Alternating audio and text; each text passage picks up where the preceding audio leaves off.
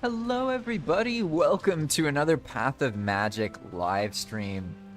Today I'm excited because we have finally made it to sort of the end of the path. It's not really the end, but it's the end of the Ashlands. And now what we are going to do is we are going to introduce a new concept. Because you see, Valheim, well, building's a big thing in Valheim, right? People love building. But building makes everything all laggy. So the policy on Palm pretty much has been to spread people out a lot and to spread buildings out a lot. And the main reason for this is because you can't really have too much combat near these sorts of areas because they're so laggy. But what if there was an area that was only for building that's on the way to something else? Well, that's where we're going now. I'm going to be showing you two areas in this Path of Magic live stream. The first one, why is there a summoned troll right there? How odd. Oh no, Ping was here earlier, that's right, okay. So basically, this is Builder's Island. Ignore that, there's a tiny little bit of Mistlands on that part, but we're going to clear it out. And here's the idea. This is a small-ish Black Forest island that is really deep in the path. And it's on the way to Fader's Island, which I'm about to show you.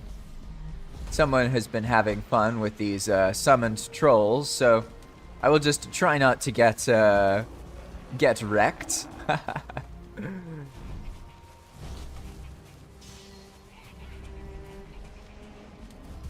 So, basically, my idea is we can turn this island into a town, basically. I'm not saying we're going to focus on this right now, but I'll show you because the path actually keeps going. So, right now, this is just a normal Black Forest. It's like a relatively small island, right? But then if you look over here, the path continues. And so the idea with this place is it's an area that you get to on the path that you can then just walk through. And now it's all Black Forest, but I want to work on making like a town there, making it be a safe refuge at the end of the horror that is the Ashlands path. So I will be back here on Lab Rat because this is part of Lab Rat's story. Right now, I took a little bit of a hiatus to advertise the server and show off how the Ashlands path works on a different character, but I'll be actually playing on my normal character, Lab Rat. And so at some point, we'll come to this island and we'll start building stuff, and I'll invite other people to build without the same kind of restrictions that are on the rest of the server. So anybody who wants to build can just build to their heart's content. It's gonna be a laggy mess, you know? And that's okay, because that area, there's monsters there now, but we'll clear it up. We'll make it so there's no monsters there, no fighting at all. It's only a place to build and rest and recover, so to speak. But then if we keep going along this path, we're gonna get to Fader Island. And this is a whole other story that I can't wait to get into. But pretty much, in Path of Magic, there is an alternative way to summon and beat Fader. Normally, you know, you progress through the game, you kill all the bosses, you kill the queen, you do Ashland stuff, and then you kill Fader. You can do that here too. Well, sort of. It's very challenging, but you can do it. But there's also another way to kill Fader where you don't need to fight a single other boss. And you can actually summon Fader. I was inspired to make the system from the alternative systems present in Morrowind. If you've ever played the Elder Scrolls 3 Morrowind, then you might know that that game has an alternative way to beat it. Believe it or not, in Morrowind, you can kill NPCs that are critical to your storyline. So you can ruin the main storyline and you'll get a message saying you ruined your fate or whatever, right? But if you do that, they actually put in a way for you to still beat the main storyline. Which is kind of funny that they tell you that you can't and they give you a message. But that's not actually true, because in the game there is a way to do like some lesser known things. It's not like you need to cheat. Like, it's literally part of the lore in the game. It has to do with the last remaining Verger and what you can do with him and stuff. And basically you can still beat the game. And I love that. I love it when there's alternative ways to accomplish something in a video game. I think that that's really interesting, especially when it comes to end game bosses. So here we are. Welcome to Fader's Island. This place is not really an island. It's more like a continent. The previous island was much bigger. They're much smaller. This one is huge. It's got plains in the middle, black forest, mistlands, a mountain, all sorts of absolute nonsense. And the idea, well, let's explore a little bit. You see, there's this path, this big old path, and here it actually goes in a big circle. And if you pay attention, you'll see that there's these weird ruin things here, right? How bizarre. And then if you look at it, that's a trophy. That's a blob trophy. Huh. Interesting. Now, because I've been running so much, I don't actually have any offensive weaponry. So I probably will be doing a lot of running here, and I also will run out of food, so I might even die here on Fader's Island. And here we go. Here's another altar. So what these are, they're basically ruins. They're temples or shrines, and each shrine corresponds to a specific trophy. That is a bone maul trophy, right? The one we just saw was a blob trophy. What's this one? This is a charred something. I don't remember which one's the feet. Maybe it's the charred melee. And so, essentially, we just keep going along this path and ignore these ancient roots here. And this path goes in a big circle. Okay? So I'm going to travel down the entire thing so you can get a feel for it. And as we go, you'll see there's all of these little trophy areas, right? All sorts of them. And there's actually, I think, 48 of these altars. And Teens already redid the design, actually. So we have some cooler altars. These are very basic, primitive, simple things. We have some much cooler ones that are coming. So by the time you all see this and I get to this part of the game in Labrat's playthrough, it's going to be way different. And so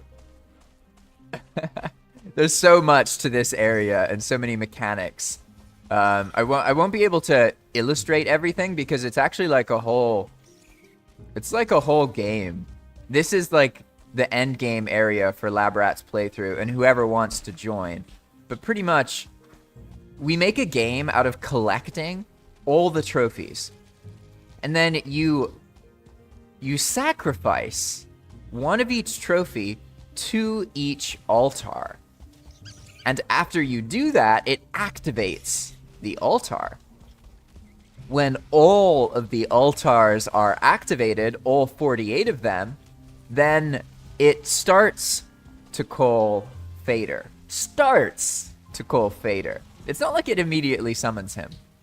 And this gets to the other town, because I showed you Town Island, or the Builder's Island, right? Builder's Town Island. That's something separate. There's also an area here that we'll be able to build in. But how does that square with the fact that we're going to be fighting Fader on this path? Well, it won't be easy to just get every trophy, right? And it doesn't really make sense to get every trophy and try and bring them all the way here.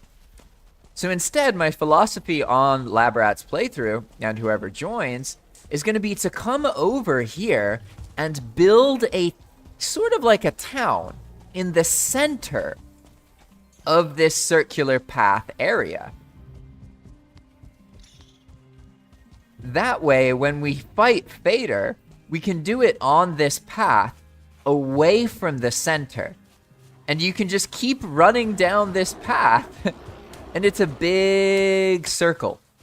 So I basically calculated how many zones are active, and I made it so that the center zone is too far away from this area. That way we can make the center zone very populated, right? We can make a town, and it's not gonna add a whole bunch of lag to this area. That's the idea. Because, I mean, obviously, we're gonna be fighting Fader and getting killed by Fader a lot. So I don't want Fader to be destroying the town. So once I get all the way around this ring here, you'll get a better sense of what's going on. Because you've seen that there's some Black Forest, we passed some Mistlands, we're about to go into the plains. I don't know what I'm gonna do against the Death Skeeto in the plains, but I guess I should use bubble strats again. Here we go. And now there's more of these altars. There's a Death Skeeto, friendly neighborhood Death Skeeto. And then if we get back up here, is this starting to look familiar? We have traveled in a full circle, going all the way back over here. Why does that troll look so weird? I guess it's because of the lighting of the plains. He looks odd to me, like something's wrong with him. You want to go? Yeah, that's right. That's right. And so then we keep going, and what do we have here? That is where we came from. I just ran in a circle, a giant circle. This is the Fader plan. So we'll basically collect trophies, and then once they're all activated, then we'll be able to summon Fader. But it's not going to be quick collecting all the trophies. It's going to take some time. And that's why the center of this area is in the plains, in an open area. The center's approximately, it's like past these rocks, past this goblin town, and pretty much it is right here. So this is gonna become basically a fortified area. Make sense? And this will be where we start collecting the trophies. We build some, some buildings and stuff to keep ourselves safe. Go into the Mistlands to get the Mistlands trophies. Go to the Black Forest to get the Black Forest trophies. We're inside of a plain, so we can get plains trophies there, etc., etc. And then we can always travel back to the Ashlands on that path there. That was a fitting end, because I just showed you everything that I wanted to show you in this area. So we can actually get back to Labrat, and I can join my normal playthrough and get back to that. Because what you just saw is the extreme end of things. It's the point of the game where things are, an Aspen hatchling is in danger. Oh no! Uh-oh, what's going on here? What is going on there? Something bad is happening in that house. I see. Interesting. I don't know what's happening here. It looks cool though. I think Ping was working on this. How are they? What is happening? Why are they all dying? They're poisoned, right? But how are they? What is happening? I'm like so genuinely confused. What is happening? Why are they catching on fire? What is going on with these Askspin?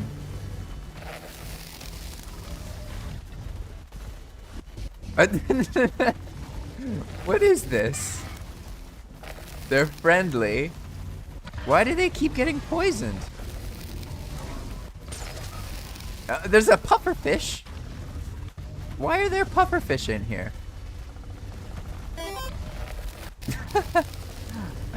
Why? Why is this some kind of like some kind of trick to get them to breed or something? It must be, because it looks pretty purposeful. Like there's pufferfish inside of their thing.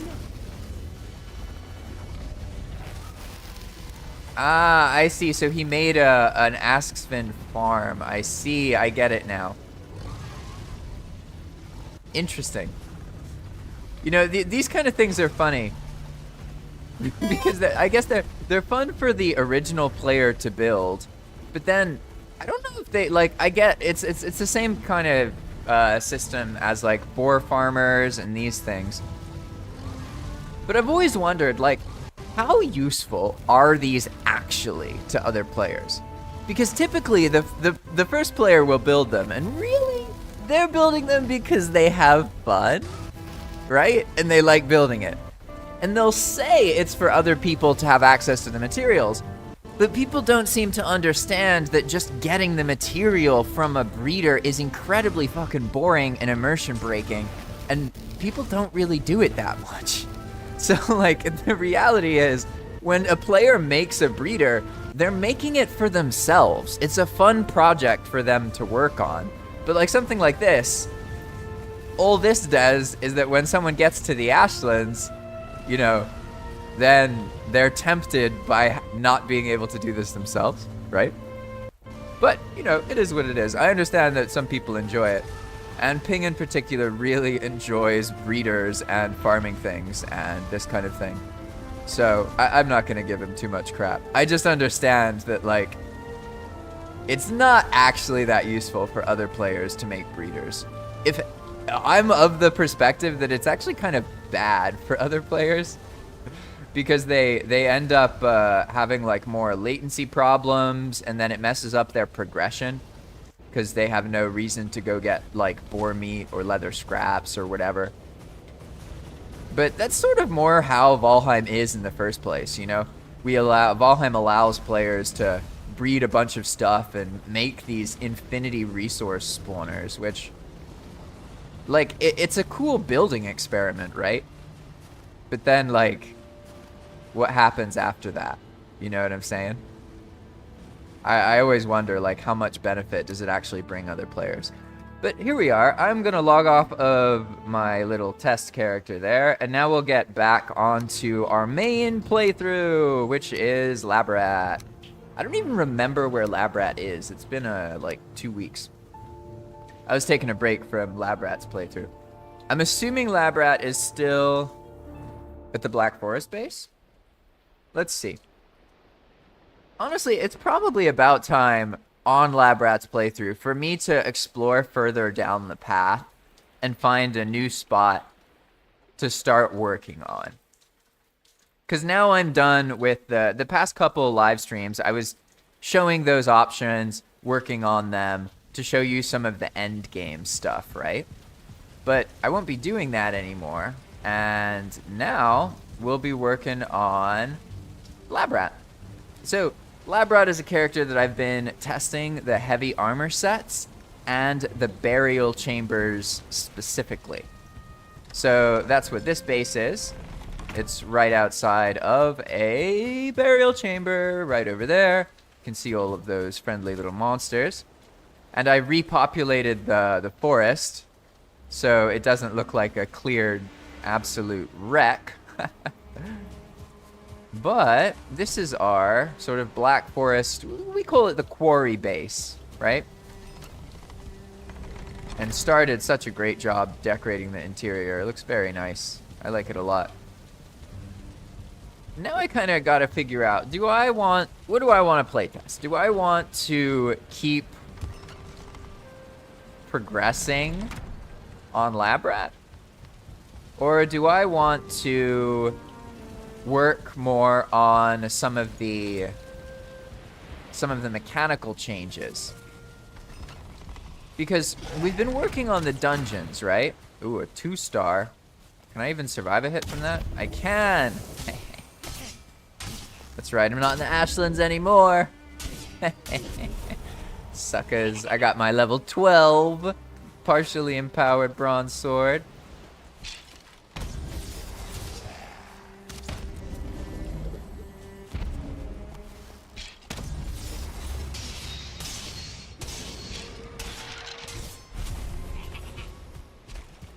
All right. So, we've been playtesting these burial chambers a lot, trying to make them more interesting, etc., right? Now, I really like how the burial chambers are feeling. I really genuinely do. But I think they need one more part, and that is themes. I can tell that other players, it seems to not just be me. Other people have been doing dungeons more. So I think in that way we've been moderately successful in making them more interesting by filling the dungeons with building materials. That way you can clear dungeons, clear stuff, right? And then as you do it, you get resources, different monsters spawn. It's more intense than the burial chambers you're used to, right? So we can do that, we can find stuff, etc., and then we can sell things to acquire resources, right? And you can see what's going on here. This is what happens in Palm. When you're in a dungeon, you're not safe. Like, you have to assume that monsters might spawn behind you, around you. And I know some people don't like this. They don't like the fact that when you're in a dungeon, a monster can spawn on top of you. I'm working on it. I'll figure that out at some point. But I want dungeons to be dangerous. I don't want players to feel safe in them. I want players to know when you join a dungeon on Palm, like, you enter at your own risk. And just because you got to a certain area and there weren't any monsters behind you, doesn't mean that it's gonna stay that way, right? So I could come in here and then come out here and there's like a wraith or something behind me. Like, it can happen. You never know. You can think you cleared an area and then the monsters come back, right? And the reason for this is because in Palm there's also a loot system. Like, if you notice, I actually just got an iron axe and it says found on Path of Magic, crafted by Loki. So every monster you kill gives you a chance to get something, right? And a lot of the drops are actually building resources. You can also find these pots in the dungeons, which have all sorts of other stuff. You wanna go? You wanna go, Mr. Droger? Oh, something got me from behind. It's so nice to die close to a Twitcher. All right. Hello, Mr. Twitcher. I see. I assumed it was just the Droger. I was wrong. But as you can see, dungeons are intense, right? So that part, that's already done, and I feel happy with it. In all honesty, like, they're not perfect, but they're quite fun. I've enjoyed the playtesting I've done in the dungeons so far a lot. Like, really, genuinely, I've had an absolute blast. The thing that I'm thinking about a little bit is the thematic angle. Because you see, okay, we've made dungeons deeper. We've increased the variety of monsters in the dungeon. We've added more building resources to the dungeon. We've made it so you can get coins, so you can buy Ashland's building materials, so you can build with Ashwood and Grouston in the Black Forest, as long as you dungeon crawl, get money, and then buy the materials, right? So we've set all of that up, and I'm quite happy with it. It's quite fun. However, I feel like there's one little thing missing. Well, just one little thing. And that's that the dungeons, they're always the same, so to speak. Like, yes, we've made it so the dungeons change. They're much deeper. They're not actually the same, right? But the kinds of mobs that are possible are the same. The chances of everything happening are the same. So you can still get used to what a Palm dungeon is and get that feeling that you've seen it all. I really like that. And I have a theory that by using occasional themed spawns, we can alleviate that. So this is a classic burial chamber full of undead and occasionally extra monsters from other places. As you've seen in other playthroughs, there's wraiths. Just like I said, right? I went in that hallway, no wraith, and now there's a wraith. How did... Oh, okay, Mr. Surtling. All right. Also, Surtlings aren't normally here, but that allows us to get Surtling cores, which are a great source of money, etc., etc. But what if sometimes when you went into the burial chamber, instead of being a burial chamber full of skeletons and these kind of things, it was a Grey Dwarf den. Only full of Grey Dwarf monsters, and with a lot of, like, wood and stone. Just normal wood and stone, right? So, like, instead of cutting trees, you can find one of those, and then that one base, it has, I don't know, like 2,000 wood, 2,000 stone inside that Grey Dwarf nest burial chamber. And then what if alternatively there was a wolf den that is harder than normal, and it has a bunch of wolf monsters, but then you can get another building resource in a high quantity that you wouldn't normally be able to get. You see what I'm saying? Like maybe the silver den, or sorry, maybe the wolf cave den has some silver in it, or something like that. And I can make these dens so that they are very rare chances, like maybe 1 in 100. Make sense? So most of the time, it's just gonna be one of these normal burial chambers. But then every now and then, you'll reset it, and then boom, it'll turn into something that looks the same on the outside, but then when you go in, the monsters are all different. And instead of seeing Surtling and undead, I would see Grey Dwarfs, Grey Dwarf Brutes, Grey Dwarf Shaman, etc., etc. Or wolves and wolf items.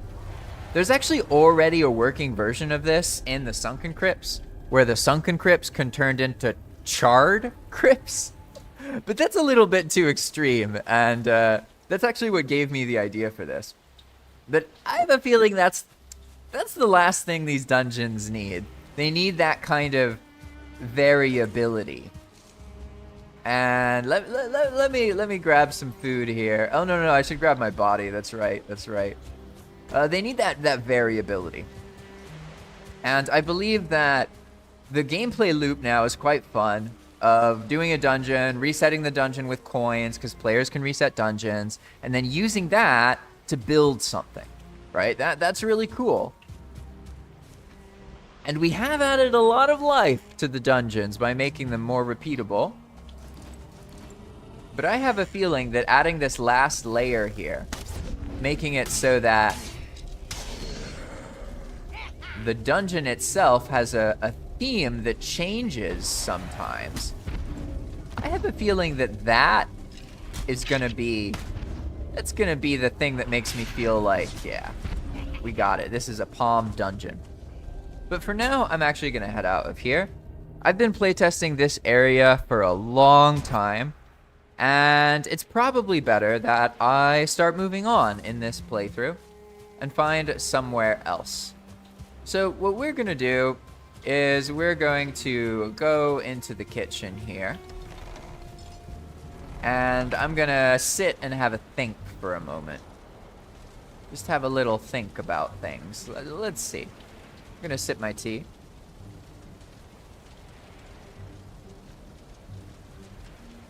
And what should the next experience be?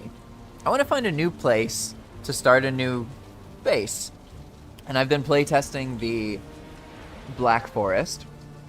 So logically, right? Logically, one would go to the swamp. But I already went to the swamp. I actually did sort of a weird playtesting thing where I built that swamp factory, right? In the Toon.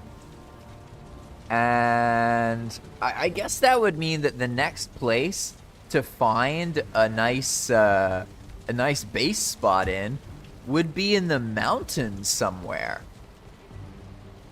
If I'm going through logically, right? But who knows? Who knows? I'm not always the most logical player. I'm never the most logical player. Well, I guess it depends. If you know the logic I'm applying, I'm perfectly logical. I have fun and playtest things. Follow the logic. You'll be able to predict things. Let's see. Oh, my boat's still here. All right, I know what I'm gonna do. I'm gonna go to the factory base in our Fancy Pants tune. If you haven't seen this before, this is the quest boat, the tune. It is a reward from one of the boat quests, so to speak, on Path of Magic. And it is a carve that has lots of health, gives you buffs, like you see how I have Wind Run and Wisp Light. That's actually from the carve itself. It does that. It gives you those things. Okay? So what we're going to do is I'm actually going to go to the iron base, the iron factory. And that'll give me some time to think a little bit about what to test and what to do next in this playthrough. Because anytime I get back on a character, I have to like play a little bit, try and remember what I'm working on, get back into that character's progression, right? And in this case, I've been trying to use heavy armor because I hate heavy armor. So my reasoning is if I can have fun using heavy armor, then it's probably balanced, right? And I've made a lot of progress because this bronze set, I don't know, I kind of like it. And I definitely appreciate the extra carry weight is awesome. And I can definitely confirm that it has made the game, it feels more balanced to me. I know that like logically it might not make perfect sense that when you wear heavy armor, you have more carry weight, but the practical experience, the gameplay experience of it is one where it makes you want to use the heavy armor. Because like you can loot the dungeon more easily with the heavy armor and stuff, right? Oh, it looks like there's a whole bunch of stuff going on here. I can, if teens, if you want me to, I can fix those rocks, by the way. I actually recently made a way for builders to make vegetation invincible, if they want to. But for now, we just passed by this place, and I want to show you all this because it's where Teensy's been building, and it's pretty cool. I think it's quite neat. It's an abandoned fort that doesn't respawn, one of the rare ones. I like the entrance too. And let's see, how's it looking? Oh, this is much fancier since I was here last. This is like classic Teens. Teens makes bases where she makes like an outside wall or a bunker and then makes these beautiful like garden paradises on the inside. And they usually have lots of like cutely named tamed animals, and this is very much a Teens base. So I wanted to show it off a little bit here. Pretty cool.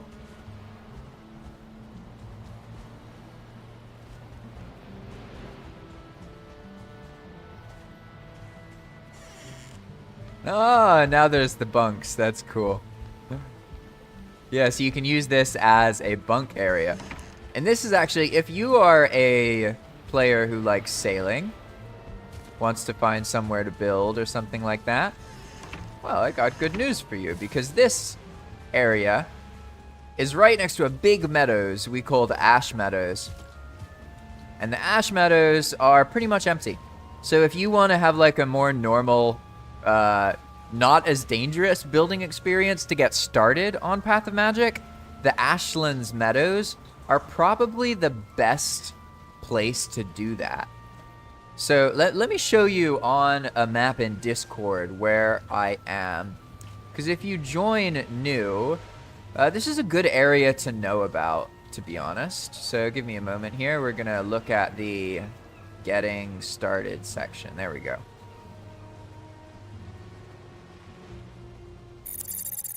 All right. Oh, it's showing the wrong desktop. Whoops, that's fine. I guess I'll just move that down here. Okay, so you can see, here we go. This is the beginning of Path of Magic. That's the spawn. You start there. The path goes all the way down here, etc., etc. And then this is the Ash Meadows. So that's our Black Forest base that I was just at. And I've just sailed over here, and I'm in this area. Actually, I think Teens' fort is like right here or right here. I don't remember exactly, but it's on the edge of the Ash Meadows. And the Ash Meadows themselves are almost completely untouched. So if you want to build something that's close to the Black Forest for your progression, the Ash Meadows is probably one of the better places to do it. Although at the moment, the path itself doesn't go into the Ash Meadows. So when you just travel down the path, you'll just see all the Black Forest over here, and it sort of bypasses this whole area. But this is a good place to know about if you're interested in building something on the server. So now let's go back here. I'm going to set this up properly. There we go. And that is the meadows that you see right there. A very good spot, to be honest. Very good spot. But for now, we're going to get back in here. And we are off. I was hoping, actually, that the wind would change in the time that I was showing you Teens' base. Teens has been here from the very beginning. Believe it or not, this Valheim server has been around for over a year. I think it's like a year and 1 month exactly. And that has been a huge learning experience for me.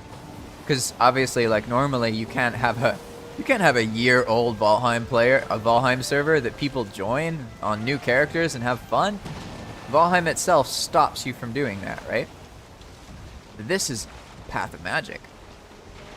No map, no portal, big path to go down. And the idea is that any character on any progression can join and travel down the path, and they'll find an area that matches where they are in the game. There's no raids. Well, there are raids, but the players have to choose them themselves, if that makes sense. So the players pick the raid. There's no, like, random raids on Path of Magic. And this is done because it allows the server to be more friendly to new players. No goblins in the meadows, no matter what you do, none of that ever happens. This way, people can join and find their way. And if you want to join and try it out, I recommend the best way to start on Path of Magic is to decide if you want to join on a brand new character or not. And if you can't decide about that, I encourage you to join on an old character and explore the path. See what happens. See how you feel. See if you have fun. And then, based on your experiences there, decide if you want to join on a new character. I personally recommend joining on a new character. I think it's the most enjoyable way to experience things. But, like, you need to believe that this is different than normal Valheim. If you think that this is just normal Valheim, then you might be frustrated, because it's not. Path of Magic is very different. It's more like Dark Souls. It's kind of like I know Valheim is already a bit Dark Soulsy in some cases, but imagine if you really rolled with that and you tried to make Valheim more like Dark Souls. That's pretty much what Path of Magic is. You know, there's no map, no fast travel. I mean, I guess this is the fast travel. This is the fastest form of travel in Path of Magic. It's using the tune, this quest boat we have here.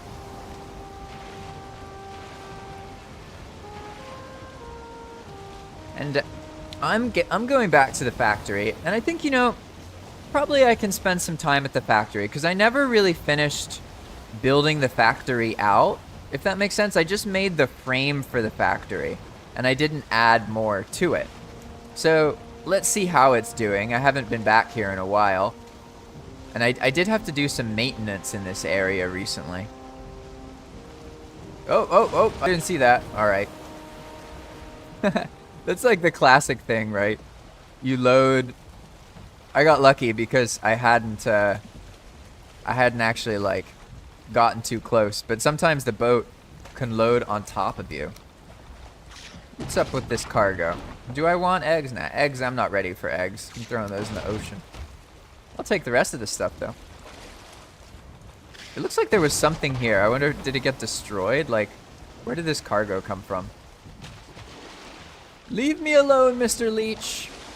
A serving tray. Interesting. I think I dropped that stuff off, or maybe someone else did. I guess we can just see what the serving tray says. It'll probably say who made it. It is by nobody. Maybe it was a drop. Could be. All right. Well, that's my parking. All right. We have perfectly parked the boat here. And so you can see that this is a little bit different. If you watched the factory building before, you can see that, well, this stuff got a bit messed up. And that's because there used to be a sunken crypt here. But it turns out I had placed it on a zone border, and you can't do that. It causes a bunch of problems. So I moved the sunken crypt, so now it's just a little bit further down. So there's still one right next to the iron factory, no problem. But it's just a little bit further away, right? And then there's this whole area, which also needs to be fixed, pretty much. It got messed up in one of the resets. But now we can see, if you haven't seen the factory, this is a place where a whole bunch of stuff can be done. Oh, Anders was here. Oh, that's awesome. I'm glad you've checked out this area. Look how many... I died here a bunch. You see? But this is the iron factory. There's a lot that needs to be worked on here, in all honesty. A whole lot. So I could stay here for a while. But this has a working conveyor system. Builder's bell. All good stuff. And this is where you go to claim a bed, right? And this is where you see that there's some problems, right? Like, I don't know how those holes in the roof got there. Honestly, I have no idea. Something must have shot that area. So that's a thing. And then we have a diverger tunnel right here, right? And if I go in this diverger tunnel, this actually takes us to a much, much deeper swamp. See? And that's the basic premise of the diverger tunnels. Every diverger tunnel takes you from the biome it's in into a deeper version of the same biome. But you don't know where it is, right? And you lose the benefit of the path, because here, the path is super obvious. It's harder to get lost. But the moment you go into a diverger tunnel, you're away from the path in a mostly untouched, extremely large biome. And that makes it much more challenging. It's much easier to get lost. So in our case here, we're just gonna grab some of this food here. Thanks for the feasts. Thank ye for the feasties. Why does something give 33 ether? Like, what can I do with 33 ether, I wonder? Cast one fireball. Yeah, one fireball. All right, so I guess for now, I get this feeling, like, I don't know, like, I want to just keep exploring and keep looking around. I don't feel confident yet that, you know, this is the area I want to be in. And also, like, on one hand, I could work on finishing this area up, but I've found that it's not really that good to finish base. It's kind of weird, to be honest, because in real life, it's not that good usually to start things and not finish them. But in Valheim, once players understand that it's okay for them to build on things other people are doing, I would say it's better to half build something, because then another player can find it and add to it. And there's something really magical that happens when players build together, if that makes sense. If things are, one player works on something and then the other player adds something to it. My favorite bases are like that. They're bases where like one person did one thing, another person did another thing, another person did something else. You know what I'm saying? I find that to be quite enjoyable. Hey, good morning, Pan, or good afternoon. Pan says, I finish bases at their end of life. Yeah, exactly. And it's almost like, yeah, it's almost like if you want to be most beneficial to another player, then basically you build enough so there's a framework, but it's not complete. And it's begging to have more done to it. You know what I mean? And then people can sort of work with that. I think in this case, I like the, I like this situation more when it's picked up like that, without these holes here. And then like this thing, this was originally supposed to be a staircase to the inside, but now it's just confusing, so I think I'll just get rid of it. Stop confusing other players. And what was the pattern going on here? Let's see. It goes to the right, 3 blocks, 3 blocks, so we have 1, 2, and then one of these is clipped. I'm assuming that's why. All right, let's fix this situation here. I'm just gonna hang out here for a bit, and I'm not gonna do a whole lot. I'm just gonna kind of touch up this building a little bit, talk a little bit about building. And if let me ask you some things, those of you listening. Maybe you can help me figure out a conundrum. So I'm always trying to figure out how I can encourage players to build together more often. Make sense? The problem I've noticed is that a lot of players have to learn how to work together and like work on the same thing, right? Not everybody is just able to do it. Like I would say the average player kinda needs to be in control themselves, and when they're not, they get a bit fussy. I'd say that's pretty normal. Most people aren't really able to just be like, okay, you do this, and if you do it in a way I don't like, okay, whatever, I'll just roll with it. You know, that's the attitude one needs to take. But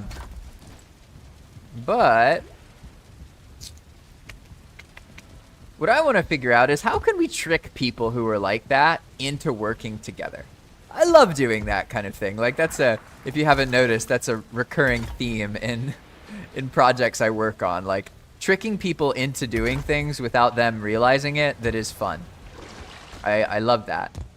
I really genuinely love it. And like that's why like Path of Magic is really challenging, so to speak, combat-wise. But I don't think of it as for the combat. I think of it as for the building. Because in my head, the more dangerous and challenging the world is, the more important building is. So it makes building be more immersive, right? That's what I'm talking about when I say trick. I don't mean lie to the player. I just mean like when you use player psychology to try and influence them to do something fun that they might not realize is happening. Make sense? Like ideally, the player thinks that it was completely in their head, completely organically their idea, and they have no idea that, you purposefully made things in a way that encouraged that to happen. Make sense? And like, here for example, I'm kind of wondering, because sometimes it's like if you leave something damaged, other players will fix it, right? But here's the problem. This is what I'm trying to get help from. I've noticed that players are so used to single player, like, don't share things Valheim, that they are very hesitant to add to an existing building. They don't want to offend people. They're so polite. I'm like, what? I don't want that. Don't be so polite. Like, build things, add to them, improve them. Don't, like, destroy the whole place and get rid of it, but add to it. You know what I mean? And that's the trick. That's what I'm trying to figure out. How do I get players to feel very comfortable adding things to existing buildings? You know what I mean? I mean, it's one thing if it's like a warded base. Yeah, like leave it alone, whatever. But most of the buildings on the path are communal buildings. So, realistically, it's alright. You don't need to worry so much. And I would rather new players build and then, like, maybe they accidentally bother somebody because they added too much stuff. I would rather that than new players join and they don't build and add things. Like, if you come to this base and you're like, that looks like shit, I want to replace it with something better, you should do it. I think that that's really fun. But I'm trying to wrap my head around, like, how do I encourage people to behave that way? Because they're so used to Valheim not being communal. Like, when, especially on a public server, when people join, they're making wards, they're keeping things to themselves, they're trying to hide things from other players. And I'm like, look. That's not what makes it fun. What makes it fun is working together on things. And I know that you feel like everyone's gonna steal all your shit. But from what I've observed, it's very rarely another player stealing stuff. At least from on Path of Magic. I can't speak for other servers, but on Path of Magic, if something disappears, more often than not, it just hasn't loaded yet. I'm not saying things never disappear, because they do, but I can tell you there have been so many times where I get a message and it's like, hey, someone stole my thing, and then like 30 seconds later, there's another message that's like, never mind, it just hadn't loaded yet. Like, that's like a meme at this point. And it says a lot about Valheim players' psychology and what they're used to. Because people sort of expect others to lie, cheat, and steal. And like, I don't know, I get it. But at the same time, I think Valheim has a lot more to offer when you just sort of accept that, like, yeah, other players, sometimes they're going to cause problems, but I'll deal with it when that happens. You don't have to worry about it too much. It's not that big of a deal, right? Really, I want people to work together as much as they can, because it really helps Valheim shine, from my perspective. But I'm not really sure how to do that with new players, because they're always going to have these feelings from the beginning of the game and what they're used to with Valheim. And I just, like, I don't know, to be honest. And that brings up a... That brings up another question, actually. Another thing I've noticed. On Palm, you'll probably enjoy it more if you have the self-control to handle your own progression. If you are bothered... Okay, like, there's a blast furnace here. Inevitably, players will add things, right? And that's the kind of thing where it's a bit touchy, because you add things to a base, that's good. But if you add all the progression stuff, I don't know. So, like, personally, I don't think it's good to add blast furnaces and eater tables and Galder tables to every single base, because it's going to mess things up for early game players. In general, I prefer it when people sort of respect the biome progression. So, like, this is a base in the Black Forest where people come to get iron. There being a blast furnace here, it's okay. I'm not going to get rid of it, but it could be problematic. You see what I'm saying? And then that's something where, like, ultimately there's going to be certain players who are going to, like, add things to bases reliably that are a little bit problematic. And that's just kind of how it is, you know what I mean? And I don't know how to manage that, because I can't satisfy everybody. right? I have to figure out how to balance things so it works for multiple people. And that's one of the reasons that the game has attrition, so that when you use things, they get destroyed, right? So like if people keep using this blast furnace, it will get destroyed and then they won't be able to make a new one. But also the blast furnace is, it allows you to smelt black metal. So this being here allows people to do black metal. Is that really a problem though? I don't know. And that's the thing. Like, at the end of the day, it seems that probably Palm is a server where you have to manage your own progression. You have to have the self-control to stay in whatever armor you're using and to not use whatever things other players have done. It's kind of like the food thing. Like, on Palm, I think it's okay. Because Palm is so dangerous that if you give new players serpent stew and some of the better foods in the game, they're still going to die. It's not going to ruin the experience for them. Although it will make it so that they feel that the food they have access to is invalid. So that interacts with their gameplay experience and their immersion. So from my perspective, it's sketchy territory, right? In general, like, okay, I will be clear with what I would prefer. These aren't rules. It's just a preference.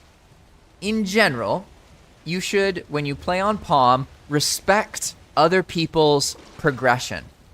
Do not just give people an Ashland sword or some really intense thing.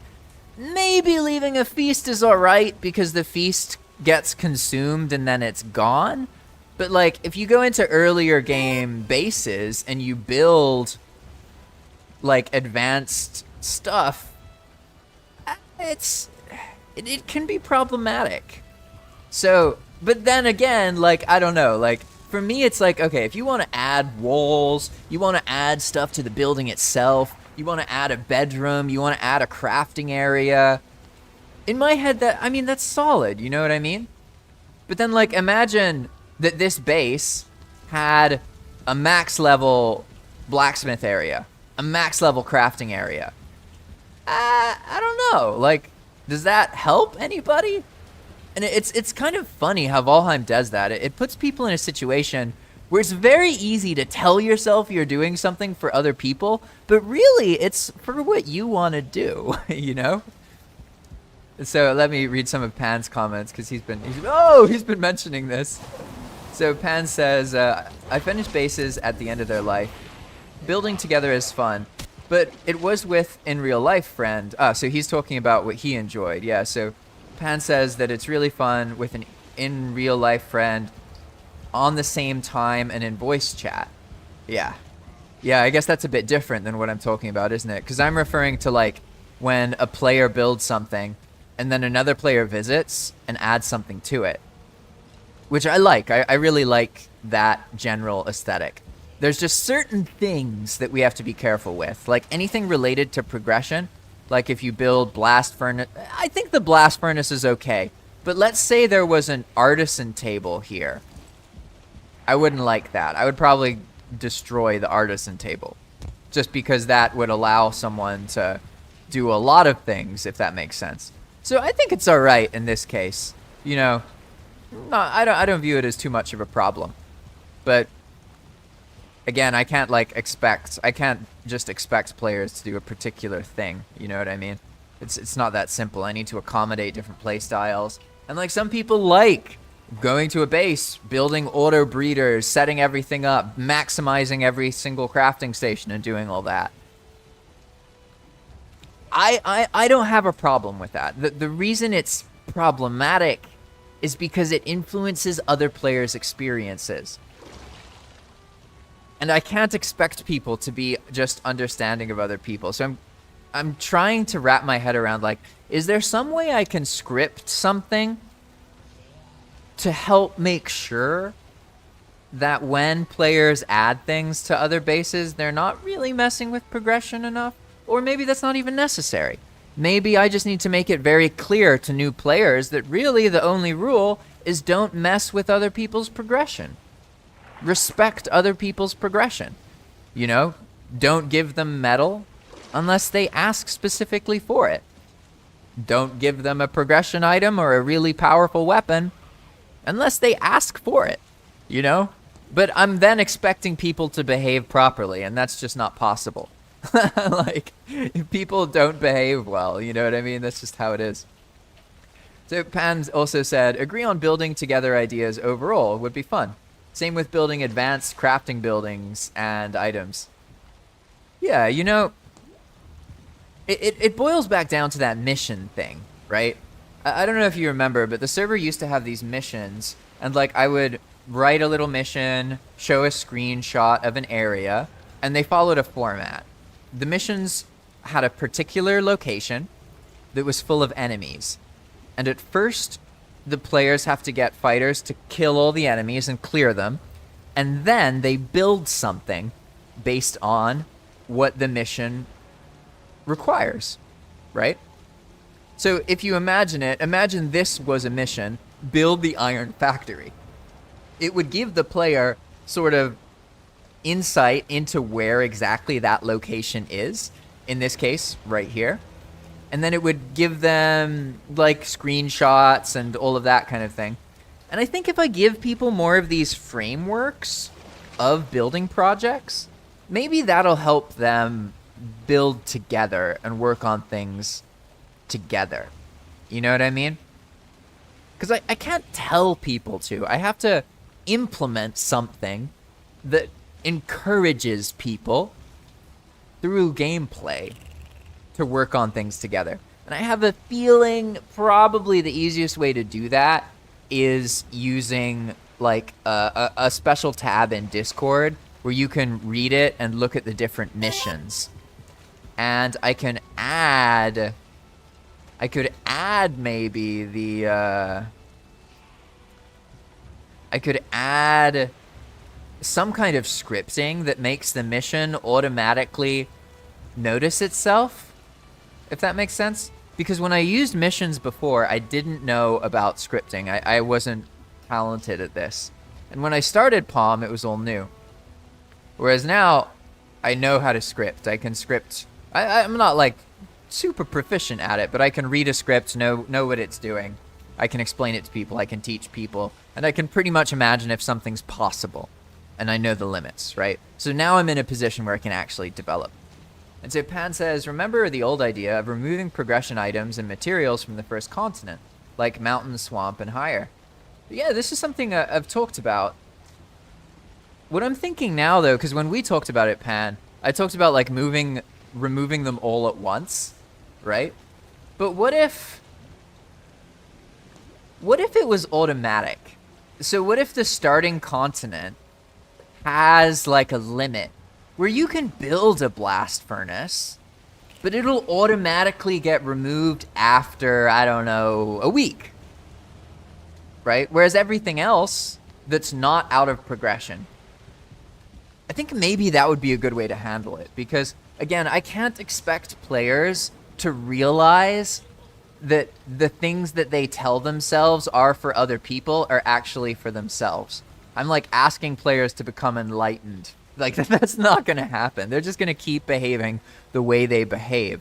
So what would be better is to make Palm itself respond and handle that, right?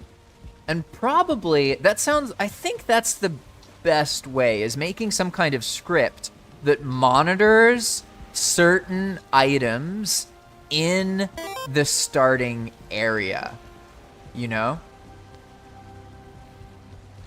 So it's kind of tricky. Yeah, as Pan mentioned, First Continent has planes and motor. It would be hard.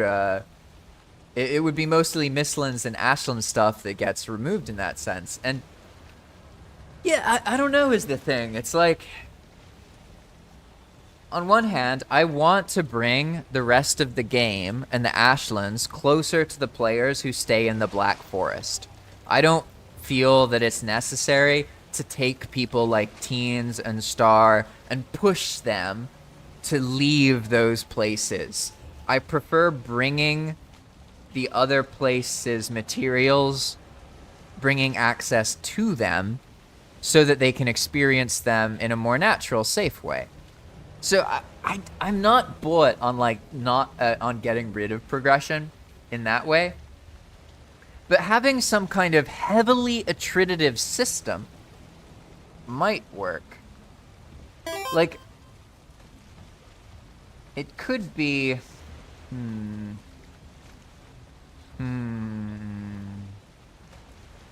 One second. Let me reflect on this for a moment.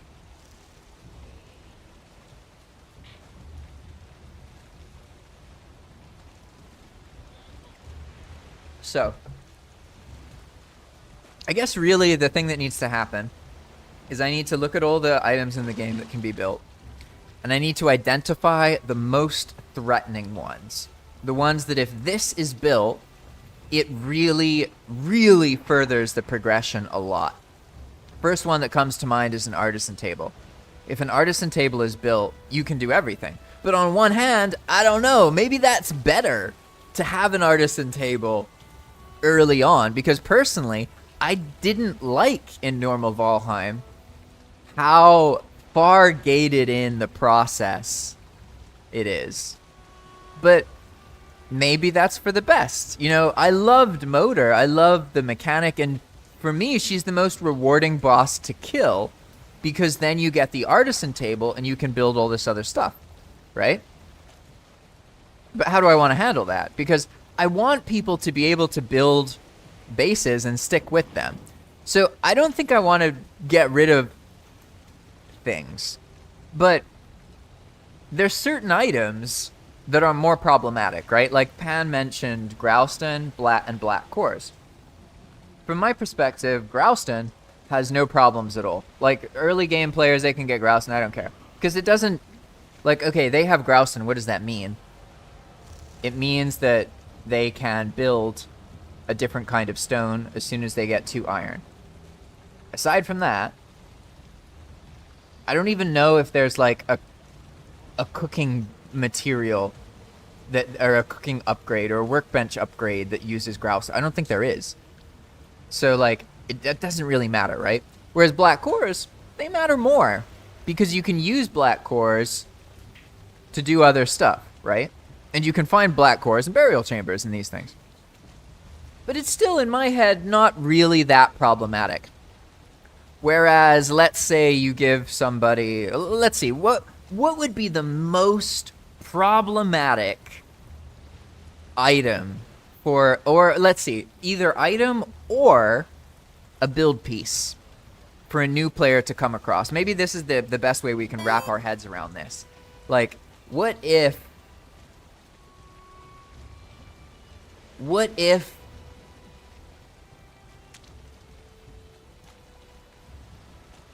we figure out what the worst items are, the worst offenders? Maybe that'll help figure it out. Let's see, Pan says, Black Forge is also safe. I had it at Black Forest progression, can only make Arbalest and Crom. Yeah, you can make the Black Forge, get Carapace Spear early on. Yeah, that's true. I think I even made a video all about that, and that's something I love doing. And yeah, I would agree that the Black Forge is not a problematic item. But it's making me wonder, like, I keep thinking things are problematic, but then when I actually think about it, like the artisan table, instinctually that feels problematic. But like, what would it mean to a new player if they could get an artisan table early on? I mean, the most obvious consequence is it negates the boss chest. So the boss chest is no longer rewarding. So from that perspective, you know, that's problematic.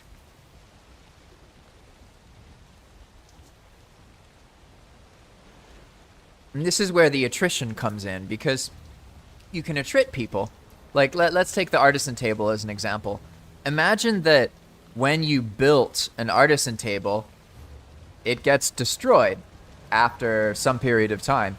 That would have huge consequences, because that would take away the dragon's tier, which means that the player builds the thing, does their extra stuff, but then they lose the dragon's tiers, and then they have to do the boss chest again, which is kind of harsh, right? So that's like a bit too extreme. And I have this feeling that there's some way to make scripts that help prevent players from screwing with other people's progression too much. But I just can't wrap my head around how to do it. And like, what even is a problematic? Like, can you guys help me figure that out? Like, what do you think is the most problematic item? Or like, what is something that a player can do to another player that causes them problems? You know?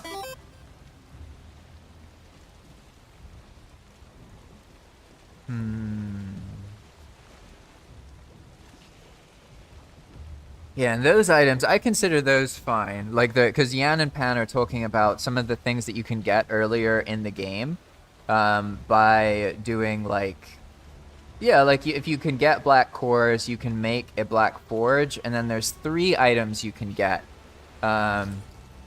Basically, you can make a Crom, an Arbalist, and a Carapace Spear. And I think these are worth it, to be honest. Like, even the Arbalist, it's very powerful, but it seems like it is something swampy and mountainy? I mean, it uses swamp material, and then the bolts for the Arbalist start at bone? You know what I mean? So it's like, it's kind of confusing. Hey, hello, Leon Strapoff. Welcome, by the way, welcome. So Pan says, let's see, Pan said, if you don't have a steady source of advanced resources, everything is safe. Even Ashland's gear gets dominated by empowered Black Forest stuff. Yeah, I mean, that's a good point. I mean, I have this sword, right? It's, let's see, this is a level 12 sword, and it does 101 slash damage. And what's so awesome about lower level empowered gear is you keep the low stamina usage, which I think is pretty cool. But, I don't know. Let's see, Leon says, most safe items are only build materials. Everything else is game breaking just because one or more item biomes ahead negates all heavy combat. Ah, yes, you are speaking of normal Valheim. In Palm, it is different, basically.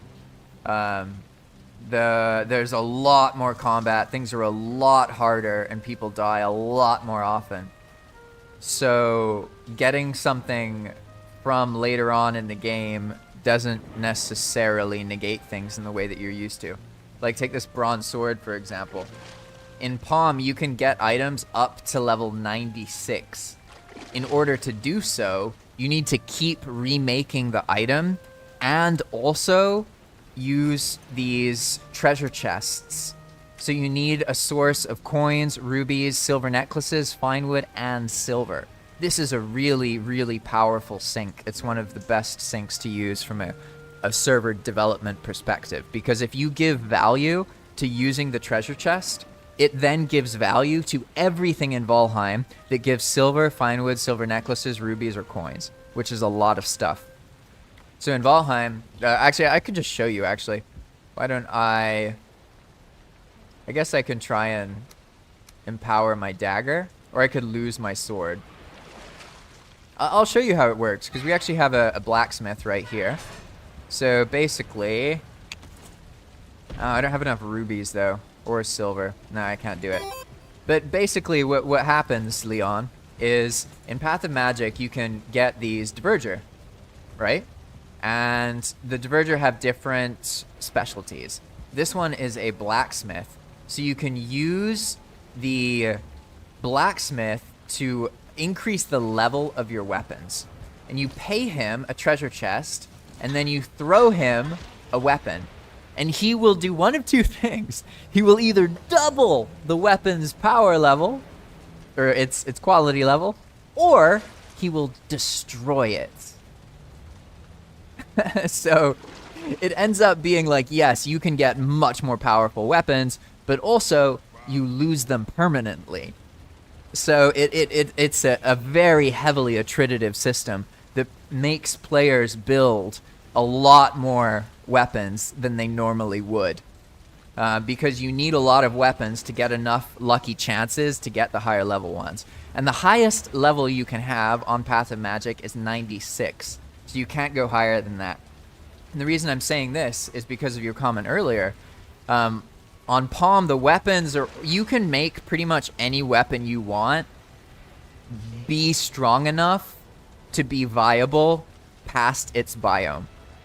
Like, I could get... This bronze sword is only level 12. It could go all the way up to 96 and hold its own against Ashland's monsters. So, Palm itself is very, very resistant to game-breaking things, just because in general, Palm is taking stuff from people.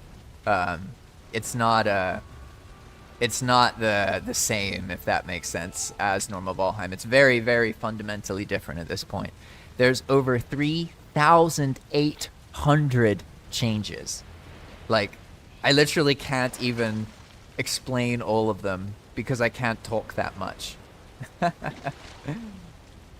So, let's see. And then Leon said, giving the cores instead of having skills to get them without skills is already breaking the progression. Yeah, again, you don't know how things work on Palm. So on Palm, the cores have multiple uses.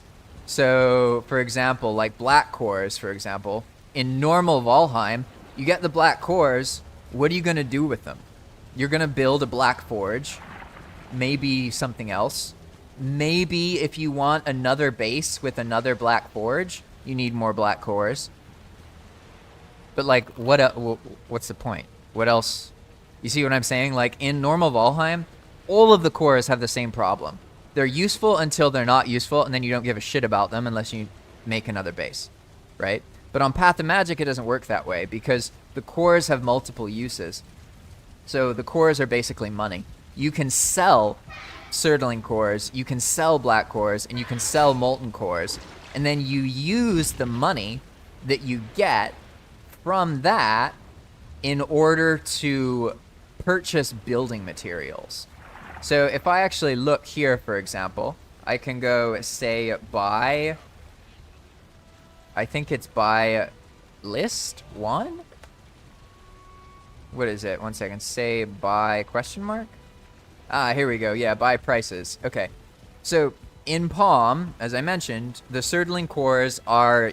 You sell them to a diverger to get coins, and then you use the coins to purchase building materials.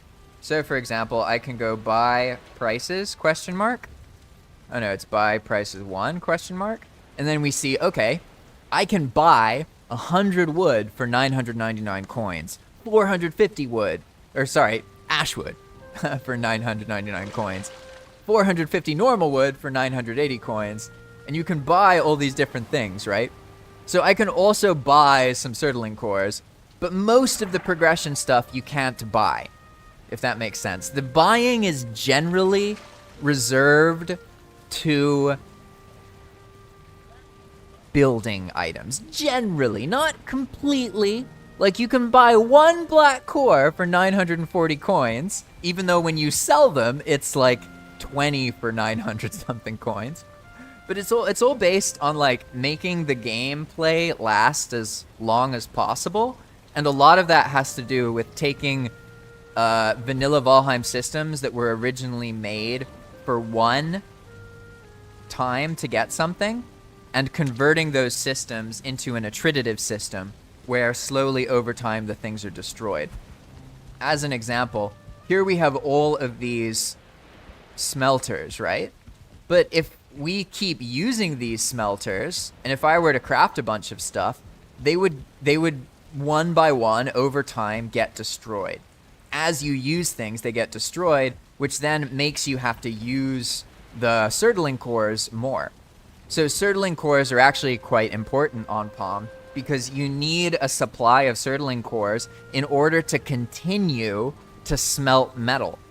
Because if you lose all your cores, then eventually your kiln will get destroyed and your furnaces will get destroyed, and then you don't have any cores to build more of. So that premise is unfolding on Palm over and over and over again. And that's why it's not so simple as just like, oh, this does that. Because you have to think of the experience on Palm, not the experience on normal Valheim, but you don't know the experience on Palm because no one really does aside from me pretty much and some of the players who've played a lot like Pan, Teen, Star, Baliog. These people like, I mean, they know most of the mechanics of Path of Magic and they've seen other players do things, so they understand how this all works. Whereas most new players, like, basically what happens when people join Palm is they think that it's like, oh, okay, it's Valheim, but this is different. It's Valheim, but that is different. And then slowly they start to understand, like, holy shit, there are so many different things that, like, they can't just say, oh, it's just this. It's just that. It's just that. Like I said, there's over 3,600 alterations to how the game works. It's definitely changed a lot. So let's see. All right, so then Leon said, yeah, so, oh, sorry, Pan says, there's no speed running here. Bosses are not part of the play or are super late. Oh, I want a speedrunner to join. That would be so funny. I want to see what they do. Because speedrunners are really good at bypassing things, right? But Palm... yeah, the speedrunner needs to know the mechanics to function. So I doubt a speedrunner would be okay on Palm. Like, they would hate it. Because speedrunners have, like, a speedrunner is usually a person who knows the game mechanics inside and out and has a very strong understanding of them. So on Path of Magic, it would be actively frustrating for a Valheim speedrunner to join because the server itself would screw them over, right? They would absolutely hate it. Exactly. Like Jan said, yeah, they're gonna hate it. But so, yeah, no, that's a good point. So Leon says, yeah, I'm new to this, but you explained some aspects. This is converting Valheim into an MMO, and you grind things to progress. Yeah, that's a good point, actually. It is a lot more, it's like making it more like an MMO in the way that, like, yeah, no, I see what you're saying by that, because in MMOs, they apply these mentalities, right? Like, things take a long time to grind and progress and that kind of thing. And Palm can be a bit of a grind, it's true.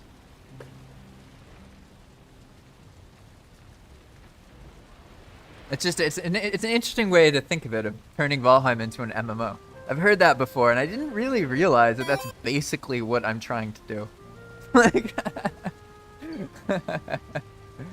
yeah, and I love MMOs, but I have a lot of issues with the base archetypes in MMOs from like a game design perspective. Like, all the others have heard me go on this rant many times, but basically, I do Path of Magic and develop it to practice game design because it's very cheap and affordable.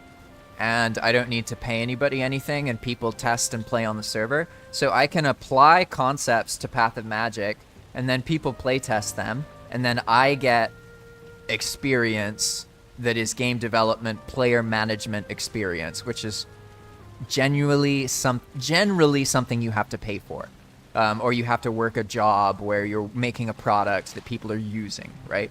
Whereas I'm very lucky to have this server that people actively play on as long as I do these live streams. That allows me to get a lot of these game development experiences. But my general game development philosophy is that I believe we have copy-pasted too many things from Dungeons and Dragons. Most of what you see in modern gaming is a loose adaptation to D&D archetypes that were created 50 years ago. Like, for example, having a very simple one is health. We have health here. When the health hits 0, we die. It seems like something that it's almost easy to assume that's the only way to do it because it's so normal. It's so standardized. I don't think so. I think that there's a lot of things that worked in D&D, but we have to remember that D&D was a pen and paper game with the limitation of not being automated on a computer, right?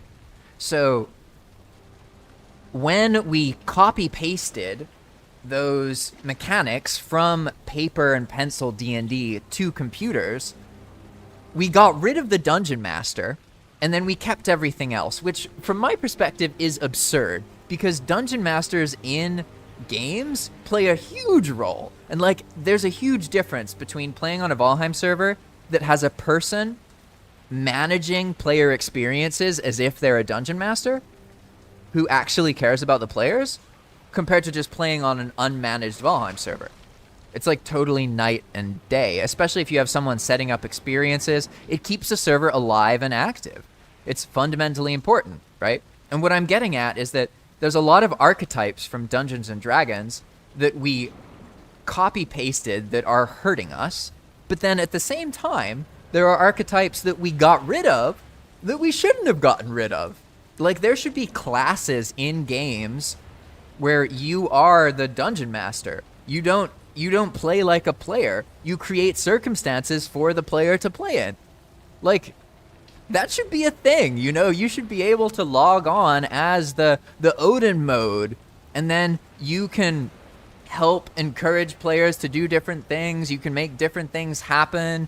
You can add experiences. You can make quests for them. Like, all of that, you know what I mean? The role of a dungeon master. Like, we replaced the dungeon master with the computer and then copy pasted everything else. But like, I don't think that's the best gameplay experience. And at this point, we've had so much practice playing games that I think we can make better options. And so one of those things that comes up on Path of Magic, there's the bubble blocking system, which is my way of testing a different health system. But it's kind of confusing because, I mean, I still have health in Valheim, right? It's not like I can actually recreate the system from the ground up. But what I believe in is that I believe a key to an immersive world is death. You must be able to get killed everywhere if you don't pay attention. Even if you are in endgame gear, you should be able to die because you didn't pay attention. And this is fundamentally important, because the moment that the player feels invincible, the moment that they can wear something and then no longer, like, they can go AFK without any concern. Like, for example, in regular Valheim, you can get the padded armor set, go back to the Elder with a bunch of high food, and summon 2 or 3 elders. Well, I don't think you can do this anymore, but I used to do this. I think they made it so you can only summon 1 at a time now. And then you can use that to just destroy the entire forest to get a bunch of wood. And that's what I used to do, right? But like, I could do that because I could get armor that was strong enough that I could take it back to a previous biome, and I could get hit by bosses, hit by grey dwarfs, hit by trolls. It didn't really matter that much.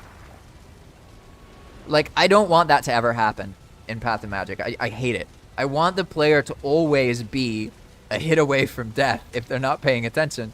But that's very challenging, right? Because you have to then balance that with the fact that new players join with new gear, and they're really weak. So you have to... That, like, it almost sounds impossible, right? To make it so that the beginning of the game can kill previous players, but it won't kill new players, you know? And it's honestly more of an art form than a science.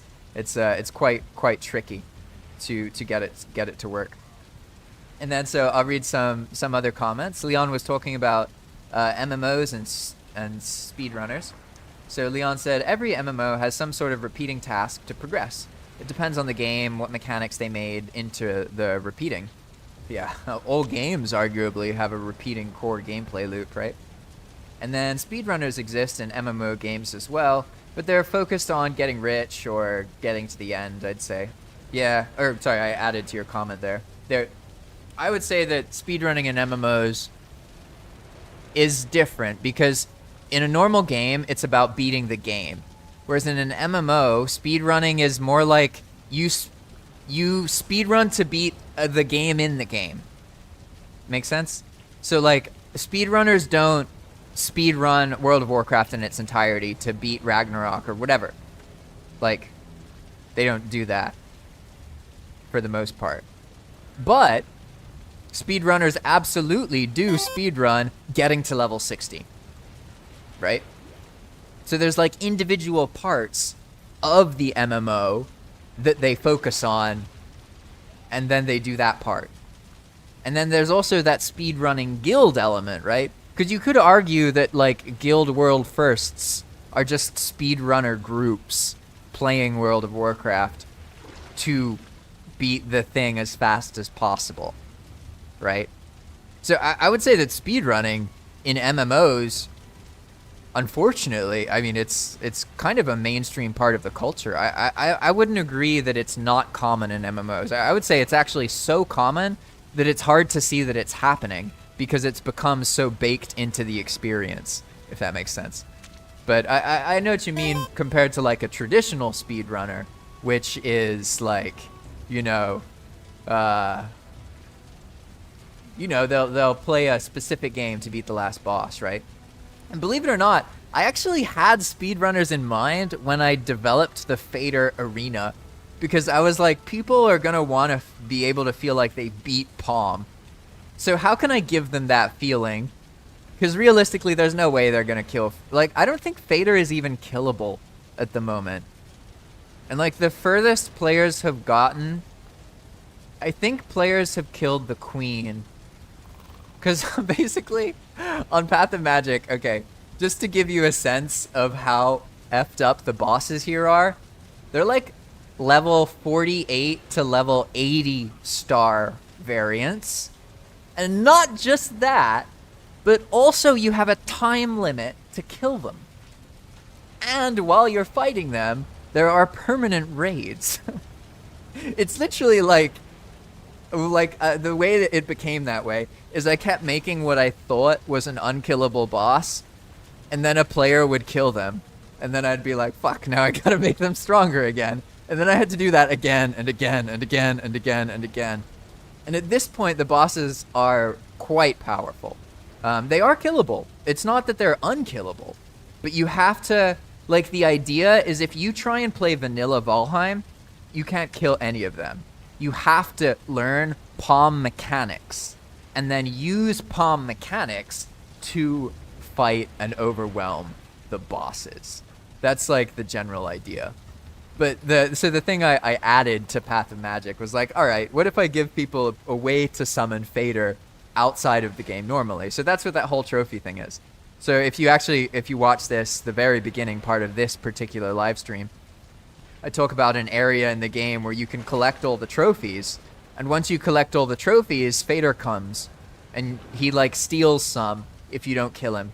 So then you have to go get those trophies again to try and fight him again. And it makes a gameplay loop of trying to fight Fader. But maybe he's very hard to kill. I don't really know, to be honest. Like, I've focused mostly on Eikthyr and the Elder. These are the two, like... Eek is quite balanced, as far as I know. He's where I want him to be. He absolutely ganks new players. But then once you get magic, planes kind of level gear, and you use some palm mechanics, it is possible to kill him. Especially if you have an empowered weapon that does a lot of damage. Because the bosses are basically palm mechanic checks. If you try and kill them with vanilla gear, you're just not going to do enough damage in time. You can't cheese a palm boss because they disappear. They have timers. So like when you fight Eek, you only have 2 minutes to kill him. Otherwise he goes away. And if you bring more players, you get more time. Because I've found that, yeah, like I don't like the boss experience in general. So I've tried to make it so that there's more rewards to bring other people, but then you can't just keep like trying to slowly chip away at the boss's health. You'll fail. But that failure occurs in, let's say you're doing an Elder attempt. You have like 10 minutes to kill the Elder. So if you don't get far enough in 10 minutes, that whole experience has to be restarted, right? And I think that that's better because I've found that like, the boss system in Vanilla Valheim enables players to waste a lot of their time. And I believe that the things they enjoy are more about the social aspects of the group activity than the boss fight itself. So I've tried to figure out how can we make it so each boss fight attempt is modular and quick. So it's not so draining. You know what I mean? So someone tries, and it's very clear that they failed within 10 minutes. If they only got to, like, they got 5% of the boss's health away, I mean, there's not much point of them even trying, right? But then maybe they do it again and they get like 10% or 15%. The idea is to make the bosses into a gameplay loop, but one has to figure out how to make fighting the bosses over and over again very fun if the bosses aren't even dying, right? And that can definitely be tricky. All right, let's see. So Glenroy says, when I want wood or stone, I summon a skeleton archer at a Grey Dwarf spawner and go cook dinner or something. Yeah. Oh man, that would be... Yeah, on Palm, the Grey Dwarf spawners are a bit more violent than what you're used to. The skeleton would have some trouble. But there are actually ways, like in Path of Magic, we made it pretty easy to get wood and stone. My philosophy basically is that cutting wood and stone isn't an entertaining enough activity to be required throughout the game. So it's really only required to do it that way in the beginning. After you do that, like, you don't even have to mine. There's ways you can blow up things so that you don't need to use, like, individually cutting trees and all that kind of stuff. You can use ooze bombs and gook bombs and all sorts of other stuff. And that really goes a long way to getting the material. But as you saw earlier, you can also just buy it. So if you get 900 coins, that's like 400 wood. So I can go prices, like buy prices 1. And then you see that 450 wood costs 980 coins. 450 stones cost 970 coins. And in general, these things are for building, if that makes sense. So I'll just show real quick how do you use this? Like, let's say I wanted to buy 50 red jute. Well, or no, let's do it with a cart, okay? A classic cart for 200 coins. No, I have less coins than that. Ah, core wood, there we go, okay. Let's say I want to buy 50 core wood. If you look at the bottom of this list, you'll see it says core wood 50 for 205 coins. So what I would need to do is find some money somewhere, maybe in the cart. I vaguely remember some coins being somewhere.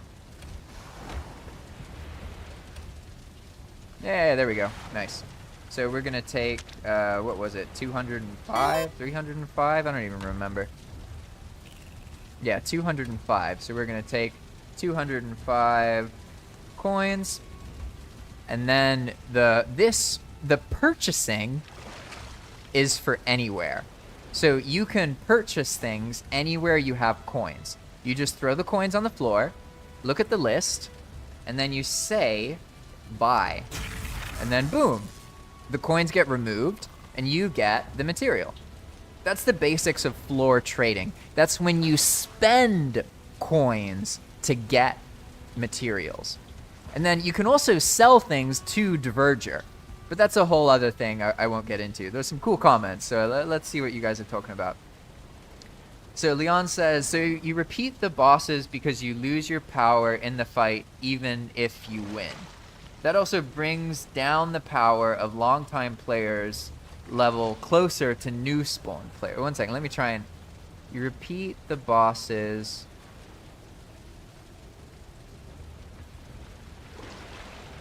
You lose the power in the fight. I don't understand that part. You lose the power in the fight even if you win. Because if you win... you get the progression stuff and also some extra stuff. There's like these special boss carts and building materials players can get by killing bosses. But I guess I should show. Let's see. I'll show you a boss chest, because maybe you don't understand that part.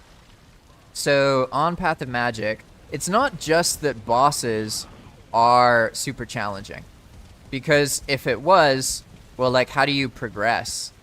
You know, like, you need that Eek Altar antler in order to have a pickaxe, right? Like, that's very, very fundamentally important. So that's where the boss chests come in. There's a whole other system, basically. Nah, I'm just gonna wing it. I'll probably die here, but that's alright. The bone mass boss chest is pretty close to here, so I'll run over to the bone mass chest and hope for the best. Let's see here. Probably be alright. We'll see how it goes. But basically, on Path of Magic, the way you progress is you find the boss altar, usually on the path or somewhere very, very close. And there is a special chest called a boss chest, right? So here we go. Let's get out of the way here. And the boss chest tells you, okay, I want this, this, and this. And then you bring the things, you put them in the boss chest, and then the boss chest gives you the progression items without you killing the boss. And this is done so that it gives this impression that, like, yeah, you left the meadows. You got the Eek antler, or you got the pickaxe, but you haven't killed Eek. Have you really beaten the meadows? I like that vagueness, that uncertainty, that feeling of there's still something else to do there.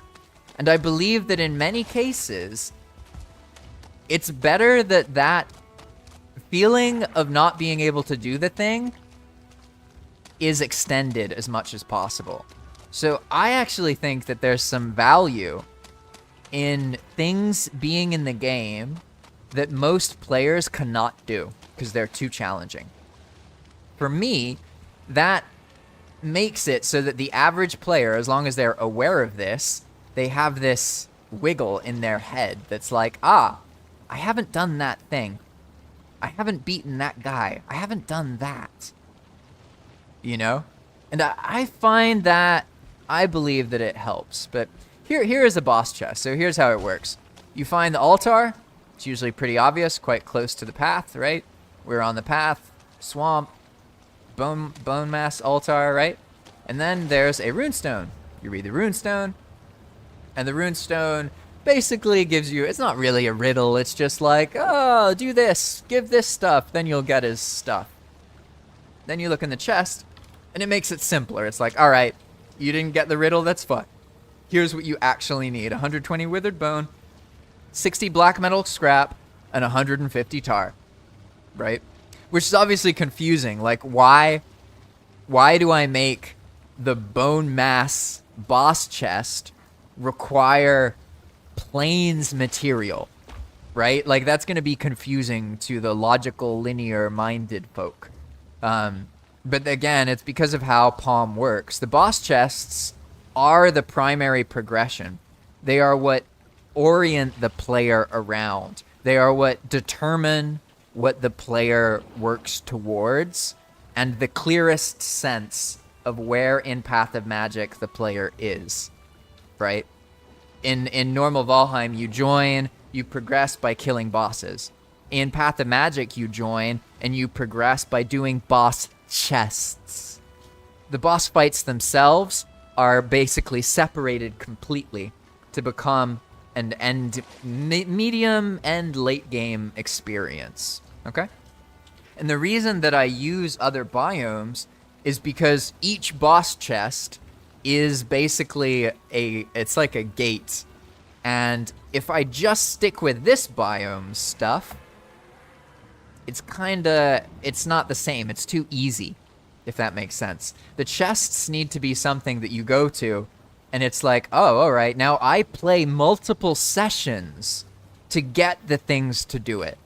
Not just, oh, you do it, and then you're like, oh, okay, I need 20 withered bone from one crypt. Go get that done. Like, no, it doesn't work like that. You have to do enough crypts to get 120 withered bones, and then you also have to acquire black metal scrap from the plains. And the tar, don't be confused by the tar, because on Path of Magic, there's lots of tar in sunken crypts.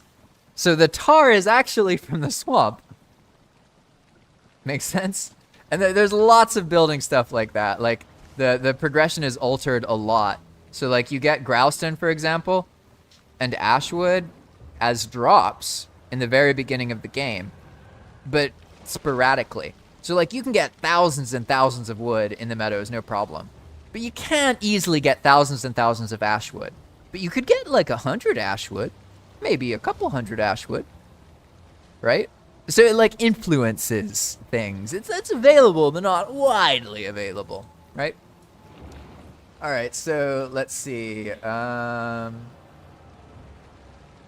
Oh, okay, I understand what you meant now, Leon. So you were talking about, like, the player building power in a way that doesn't screw over the other new people. I think I get it. Because, like, for example, if in normal Valheim, if you join and you progress through the boss fights, like, you alter the world for everybody else, right? So you doing that, like, one of the classic ways to get people to hate you on a new Valheim server is to play a lot more than them and to kill the bosses before they want to. And then they're fucking, they'll be pissed, right? I mean, of course they'll be pissed, right? It messes the game up for them. They don't want goblins in the meadows and all these kind of things.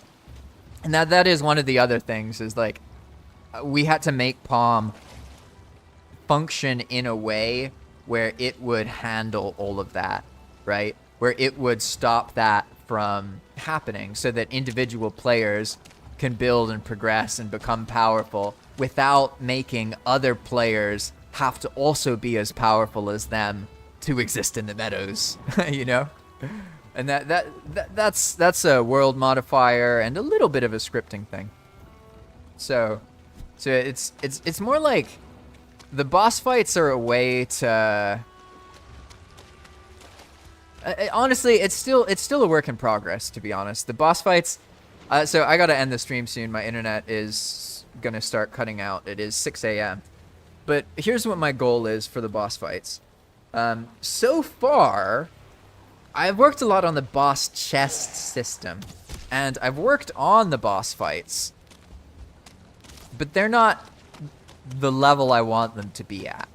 I want the boss fights to be so fun that people want to do them purely because they're enjoyable and interesting to do with other people. Now, in order to get that to happen, we're gonna have to change a lot of things about the bosses, right? So that's a whole other arc. I don't know when I'm gonna go into that arc and focus on the bosses, but it's probably gonna be later on in Palm's development, because for now, I'm still more focused on the new player's experience. There's a lot of things I need to do to better help them know about certain mechanics, right? Like, for example, on Palm, all arrows that are elemental do AoE damage, right? So like this, for example, this is a poison arrow, and when I shoot it, you see that extra effect? It will poison multiple enemies near where it hits, etc., etc. And the frost arrows are also AoE, fire arrows are bomb arrows, and silver arrows are crazy, crazy, crazy things. Let's see, so Leon says, so how do players that can do naked with flint weapons survival and killing stuff in later biomes like Mistlands? Sorry, how do you deal with those gifted players that can do that? Oh, I mean, honestly, I haven't had to yet.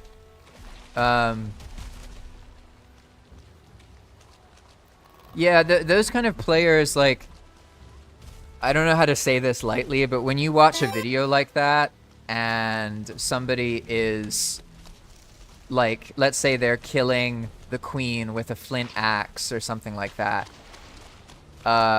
you're seeing the end result of a lot of effort and awareness of mechanics. And for that to happen, everything has to be exactly as the player is used to it being. So on Path of Magic, yeah, it's just not really gonna happen because, like, they need that comfort. They need that comfort of knowing the mechanics behave like they expect. They need that predictability. Whereas on Palm, I have purposefully, targetedly removed predictability. I try to make it as unpredictable as possible in many situations. So that, I think, I don't know, to be honest. Maybe at some point somebody will join. But personally, if somebody wants to join and, like, make their gameplay to see how far they can progress naked, like, I think I'm fine with that. Honestly, here's my philosophy. As long as the person is not messing up the experience of other people,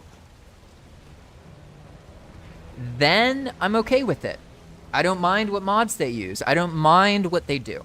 As long as they're keeping their experience to themselves, they're speedrunning in a way that they're doing it without harming other people, I wouldn't even try and stop them. I see no reason to try and interrupt that. For me, all that matters is that you're having fun and you're not getting in the way of other people having fun.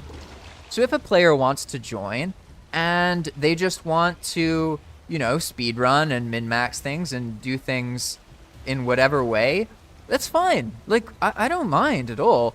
I just am saying that, like, they're probably not going to even try that because I know, like, the psychology behind those players, and they need predictability. Like, speedrunners especially, it's all about predicting everything in the game so that you know exactly where everything is going to be, if that makes sense. Yeah, and it's sort of, it's very hard to even answer the question because, so let's see.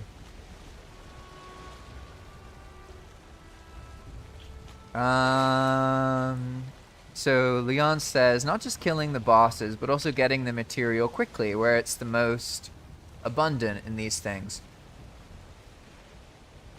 Yeah, again, as Yan says, you're welcome to try out the server.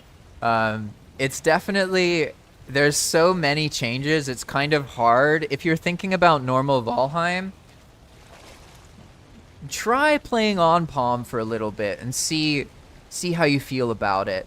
It really is different. It's much more. There's a lot of, like, little things that you're might not necessarily used to, if you know what I mean. Like, I mean, there's all sorts of mechanics. Like, when you die, it makes a grave that says the day and the year that you died in.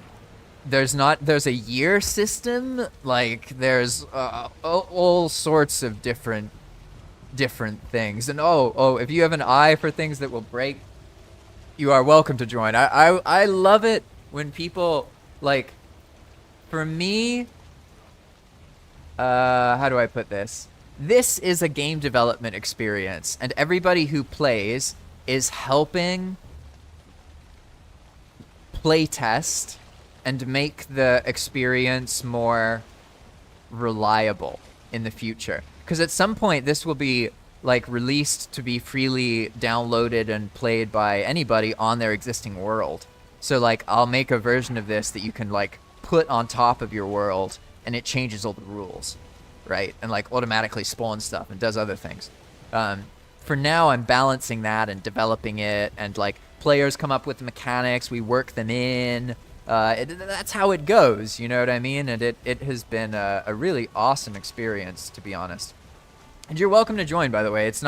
There's nothing, like, fancy about joining. You just have to find the Discord link to the poolside Discord. and then you got to find my spot in that Discord because it's a communal channel, and then you'll get all the information you need. There's ways that you can report things when you see an issue, because this is playtesting. Like, I'm still developing Palm. There's ways to break things now that, like, there's ways to, like, break money and get too much money that I haven't fixed. There's other situations like that. But for now, yeah, it's like a priority thing. There's certain things I'm focused on. And what I've been working on is all the dungeons. So I've been making the dungeons, specifically the burial chambers and the sunken crypts, make them more repeatable so they're more enjoyable in the long run. Because ultimately, people are going to get bored of everything eventually. But by making it more interesting, I can make it so, like, it can be fun to do a burial chamber 20 times. You know what I mean? Whereas if you do it normally, why would you do a burial chamber 20 times? Whereas now, like, you can do a burial chamber 20 times, get a bunch of money, buy a bunch of resources, and build a castle. Like, so the idea is to make this gameplay loop, like you were talking about with the MMOs, where the loop on Palm, depending on if you're trying to progress or what you're doing, one of the loops is that you find a spot near a dungeon, and then you do the dungeon, and then you reset it, because you can pay 999 coins to respawn a whole dungeon, just right in front of you like that. And all dungeons give you more than 999 coins. So you can literally just build a base next to one dungeon, and then just keep redoing that, and you will get more and more and more money. So it makes this loop of building, dungeon crawling, building, dungeon crawling, building, dungeon crawling. That's one of the ideas for Palm. But I definitely encourage you to join, man. It's very useful.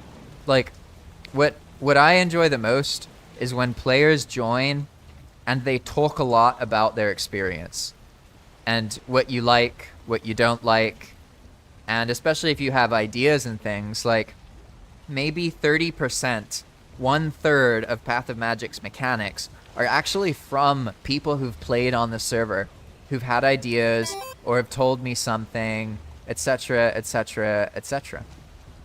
It's quite an experience, I would say. And so Leon says, I play several MMOs and do things that are not meant to be done in those as well. For example, with a new character, go through the desert without dying in Black Desert, which should be impossible. Hey, I feel you though. It's like, it's fun though, right? And you might be a great player for Palm, to be honest, because as I mentioned earlier, Palm players, like, they need to be able to handle their own progression. And what you're explaining, like doing things naked or whatever, is that. You have to have the self-control to not pick other weapons up and that kind of thing, right? So if you're able to function that way, you'd probably have a blast on Palm. I'm trying to think of what would be a thing that you could try and do that would be hard on Palm, or would be different, that you'd have to find a new strategy. I mean, there's lots of things. Honestly, you can do things on Palm that are impossible on normal Valheim. Like, I mean, right now on this character, for example, I've played, like, I don't know, how many hours on this character? I've done, like, 30 live streams on this character. And each live stream is between 1 and, like, 4 hours. I'm wearing bronze gear. Like, you know what I mean? Like, there's ways on Palm already that, like, you can do things that shouldn't happen. Because there's so many features. Like, for example, on Path of Magic, I'll just name features as they're occurring. Okay, so here we go. That's two features. The tower shield blocked, and that gave us an increased movement speed, right? So now we can run faster for 5 minutes. Oh no, I actually didn't get that. 1 second. Why didn't I get that buff? Oh yeah, and so, sorry, ignore that. The tower shield thing is something else. But then also, if you notice, we have 700 carry weight. We should have less than that, because the belt gives 150, so we should have 450. That's because all heavy armor sets in the game, when you block with them, you get the Mead of Troll Endurance buff. And that makes it so that you can carry more stuff when you wear heavy armor. See? And then additionally, when you block, if you notice there's that magic barrier, that's the bubble block system. That makes melee more viable and all sorts of other things.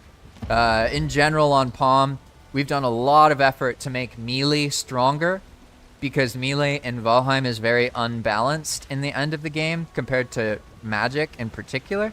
Magic is just crazy, crazy powerful. So that's just some of the mechanics. I would recommend if you join, generally the best way to join when you start on Palm, I think it's like once you're convinced you want to play Palm and you know it's different, you should make a new character.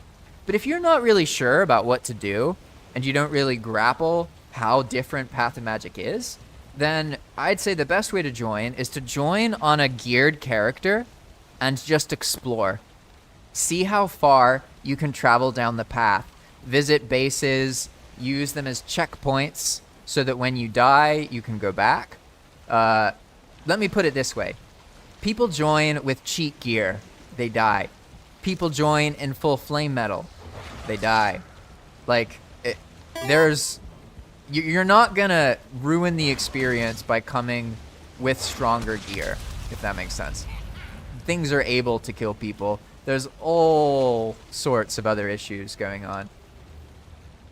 Hey, well, Leon, good news, because I don't know what it is about Valheim, and I don't know what it is about Palm, but I think the average age on the server is like 50 or 45 or something. So, like, you're fine. We have players who are in their 60s. I think most players are above the age of 30, and a solid half of them are above the age of 40.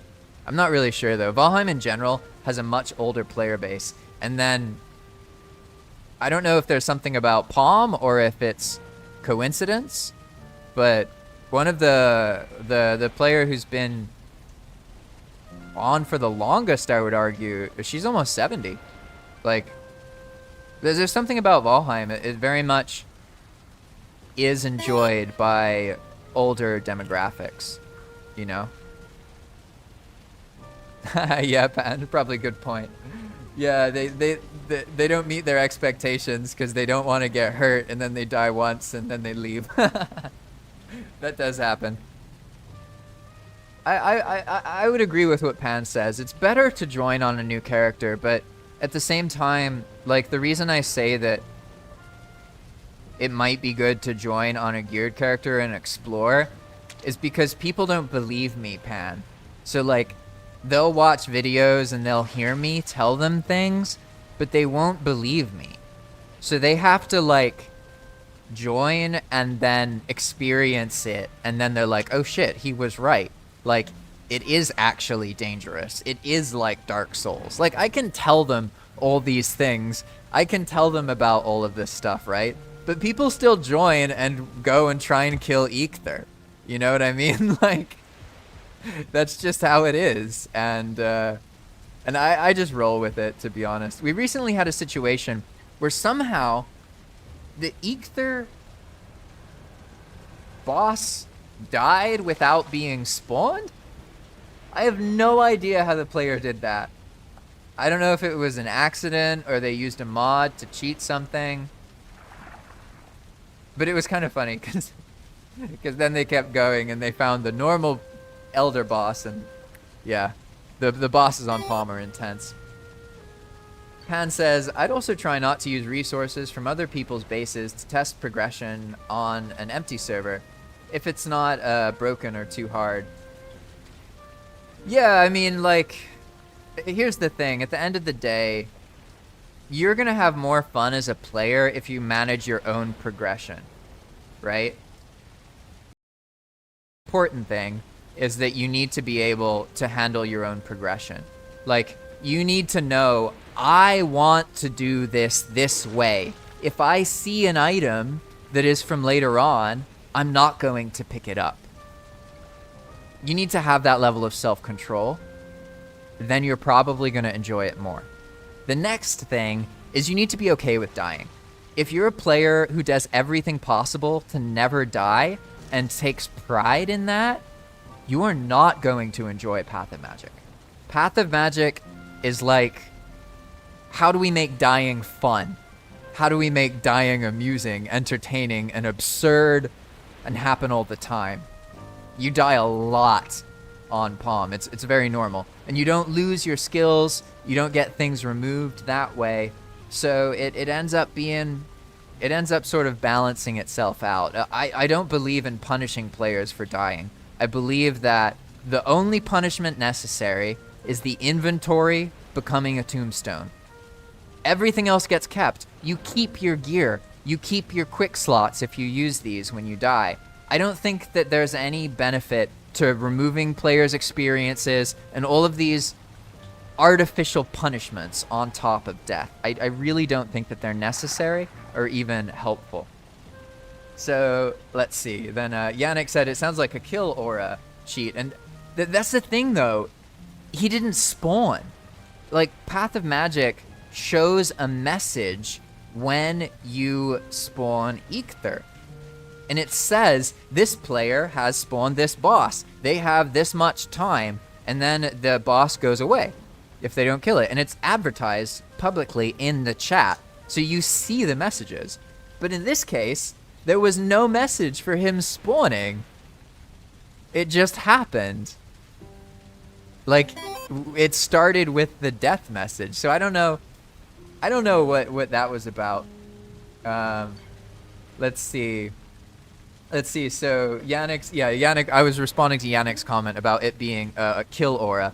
Like, even if it was a kill aura, it would die immediately after showing the summon message. But it didn't even show the summon message. Like, I looked at the log and it started with Eikthyr dying. There was no Eikthyr spawning. I was like, how? Like, I have no idea what happened there. So it might be possible that I messed up the Eek script and it doesn't work. And so he summoned Eek and it was just a normal boss, which Eek is really easy to kill normally, right? So to give you some perspective, the normal Eek is so challenging, players go there and die a couple times, even once they have magic. Or sorry, the Palm Eek. But if it accidentally gets replaced with the normal Eek, it literally dies immediately. Instantaneously. That's how weak Eek is. Which is kind of sad, because he's such a cool boss. He's really fun to fight. I like his attacks, the graphics, the lore of him. He's awesome. I kind of feel like it's not necessary to kill him in the beginning, if that makes sense. It's like, it cheapens the epicness. It's very epic at first, but then once you've progressed, it just seems kind of cheap, you know what I mean? So let's see, then I see Choice. Hello, Choice. Welcome, by the way. I'm sorry, I was so into the conversation, I didn't respond to your comment straight away. And I read it already, and I agree with you very much. So Choice says, not gonna lie, I'd love to be proven wrong in that same way. Sometimes getting skill checked is quite fun. And that's how it is for me. Like, that's why I like death. When I join a game, I'm egotistical. And I think like, this is just some stupid game, whatever, blah, blah, blah, blah, I can do this. And then I get killed, and I'm like, yes, now it's real. There's something about feeling like I get it and then being killed that puts me in my place and keeps the immersion going. Whereas if I don't get killed, I start losing my immersion because I start thinking that I know exactly how everything works. And the moment that I fully believe that I know what's going to happen and I can predict it, I start losing my immersion. So, like, I need to be killed and put in my place over and over and over and over again. And so that's why I play the way that I do. That's why I die so much. You know what I mean? It's because I, in the long run, enjoy the game more when that happens. If I'm not dying, I'm not getting immersed. Maybe I'm just weird that I'm like that, but in that sense, that's why I'd say it's like Dark Souls. Except not as punishing, because you don't lose your tombstone if you die twice, you know? So then Leon says, I guess you have a lot of resource spawning mechanics because a high populated server has problems with some items getting very sparse. And yeah, as Pan said, everything respawns except tin. Yeah, tin is locked to dungeons. That was a mistake that became a feature. I would say 1/3 of the features are my ideas, 1/3 are players' ideas, and 1/3 are mistakes that became features because I liked them. But they weren't purposeful in the beginning. Like, a lot of stuff is that way, to be honest. A whole bunch of things. Yeah, and so Leon says in the vanilla game, the first boss is the example boss that explains the progression. Yeah, and don't get me wrong, I understand that that's how Eek works. I just personally feel that it doesn't suit the lore of Valheim to be able to kill a Forsaken on like day 1 of your existence in the world, or even day 10. Like, the Forsaken are the gods of this realm. They literally, like, they are the most powerful entities in existence here. And what, we can just kill the deer god immediately? Like, I don't know. I don't like that. It makes it feel like Eek is cheap. And I don't like that. I like it when Eek is threatening and he feels terrifying and scary. Because he's a lightning deer god. Like, that's how he should feel. You know what I mean? But I see your point, that he serves a purpose in teaching players, okay, when you join Valheim, you find a boss, you get the trophies to summon the stuff, you kill the boss, and then you get the thing for the next biome. Right? That's what you do. And they need a way to teach the player to do that. Just like I teach players about the boss progression system by assuming they're just going to try and kill Eek, and then they'll get ganked, and then they'll be like, oh, okay, I do need to actually do the boss chest for Eek instead of just killing him. But typically what happens, I tell people about the boss chests. I explain, you need to do the boss chests. The bosses are very hard. And then they try and fight Eek anyway. And then they get killed. And then they do the first Eek chest. Like, that's pretty typical. Yeah. Yeah, right? Yeah, a compilation of ranting. Yeah, exactly. It's a lot of that kind of thing. At some point, I'll get better about, like, clipping these streams and editing stuff and making shorts. Because I have to for the YouTube channel to grow, and, like, I have, like, till the end of the year, basically, where I can, like, really spend most of my time developing Path of Magic and running the YouTube channel. But after that, I'll basically have to get a third job or something. I'm going to run out of time. But we'll see. I've got enough time, and I only need to earn, like, a couple months to be alright. So, we'll see. I think it'll be fine. Let's see. Alright. Alright then. I think somehow, I don't know what happened today, but it's 6:30, and normally my internet completely cuts out at exactly 6 a.m. Yesterday, it cut out at 5:30 a.m. But today, it's all right. So somehow I was able to stream longer than normal, which is pretty cool. But thanks for watching, everybody. I'm going to end this stream for now. And then in the next stream, I'll be back to playing on Labrat normally. I'll figure out what to do. I might work on this base a bit. I need to play the character a little bit off stream to get more immersed in him again.